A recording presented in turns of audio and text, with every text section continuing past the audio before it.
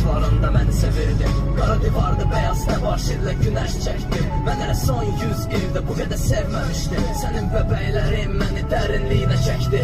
Mən hələ bu qədər dərinlikdə üzməmişdim. Hardadır külək, hardadır yağış, hardadır mənim sevgilim, hardadır? Hansı evdə, hansı pəncərələrdə, hansı binalarda, hansı küçələrdə? Hardadır külək, hardadır yağış, hardadır mənim sevgilim, hardadır? Hansı evdə, hansı pəncərələrdə, hansı binalarda, hansı küçələrdə? Yaxınlaşır noyabr, otaqda isti kamin, bizim hisslərimizi sanki təsvir edib dali. Qorxurdum gözlərindən, qorxurdum soyuq səsdən. Sən bəzən bilmədən incidirdin, bəzən qəsdən. Radyo dalğalanan zərif xışıltısına daldı. İnsanlar qaçdılar, getdilər, biz burada qaldıq. İndi şəhər tamam boş, Bakıda yoxdur heç kəs. Ya da ki şəhər doludur, sadəcə biz gözə görünməz. Keçər illər, sən olarsan xoş bir nostalji.